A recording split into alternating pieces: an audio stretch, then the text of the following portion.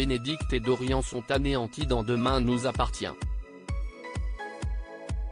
Lors du précédent épisode, Étienne s'est fait arrêter par la police. Bénédicte tente tant bien que mal de remotiver Dorian, mais rien n'y fait. De son côté, Raphaël retrouve Étienne au parloir. Elle lui explique qu'Alexis affirme qu'Étienne a participé avec lui au cambriolage sans être sous la contrainte. Un nouveau personnage fait son entrée dans Demain nous appartient. Il s'agit d'Aaron Leclerc, chirurgien venu tout droit de Grenoble.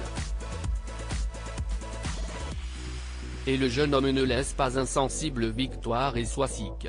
Cependant, William confie à Benjamin qu'il ne le porte pas haut dans son estime. Il trouve le chirurgien prétentieux.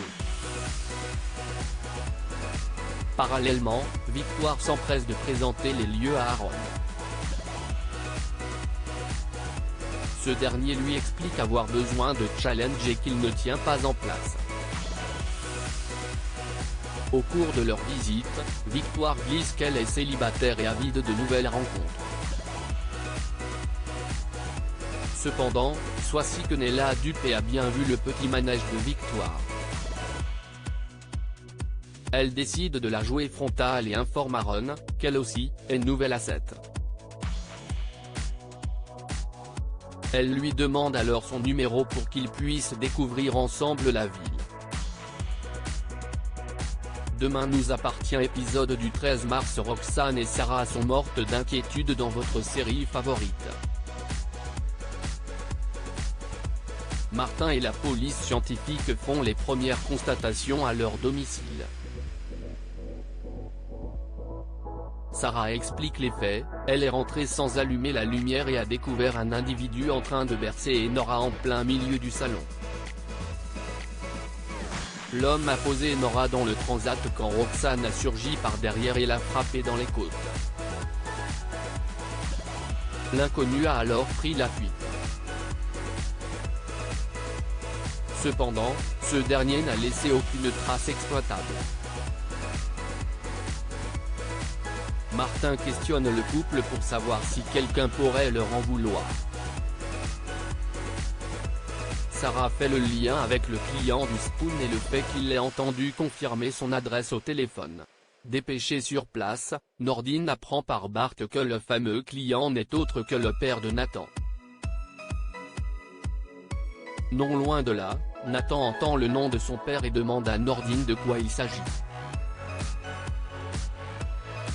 Le policier lui relate les faits, mais Nathan pense son père incapable de toucher à un bébé. Il donne les coordonnées de Bruno à Nordine. Malheureusement, il n'est pas chez lui. Quant à Sarah, elle ne pense pas que ce soit lui, car le rôdeur n'était pas ivre. En réalité, Bruno a trouvé refuge chez Julie et il est blessé au niveau des côtes. Nathan prend une lourde décision. Nathan débarque chez sa sœur et la trouve en train de soigner leur père. Ce dernier prétend être tombé la veille. Hors de lui, Nathan lui reproche d'avoir fait des histoires sur son lieu de travail.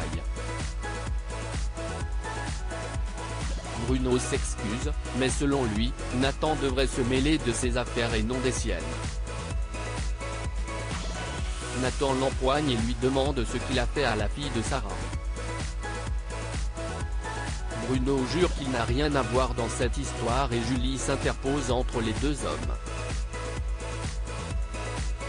Nathan part en claquant la porte violemment.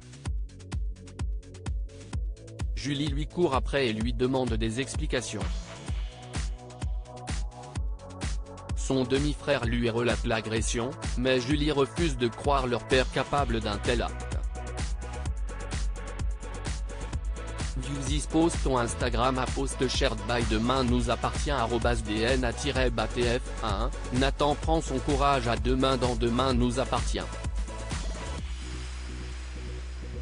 En effet, il décide de dénoncer son père à la police et donne l'adresse de Julie pour qu'il puisse l'arrêter. Nathan précise qu'il a dû boire tout le week-end. Lisa lui demande s'il est déjà arrivé qu'il dérape lorsqu'il a bu, ce qui est le cas. Tout à coup, Nathan est pris de culpabilité et regrette d'avoir dénoncé son père. Lisa tente de le réconforter et lui explique qu'ils vont tirer toute cette histoire au clair. Le soir venu, Nordine se rend chez Julie pour arrêter Bruno. Ce dernier se montre virulent, mais il finit par partir avec Nordine. Au même moment, Raphaël découvre avec horreur que le cabinet a été saccagé. Alors qu'elle constate les dégâts, le rôdeur prend la fuite et claque la porte. L'avocate sursaute d'effroi.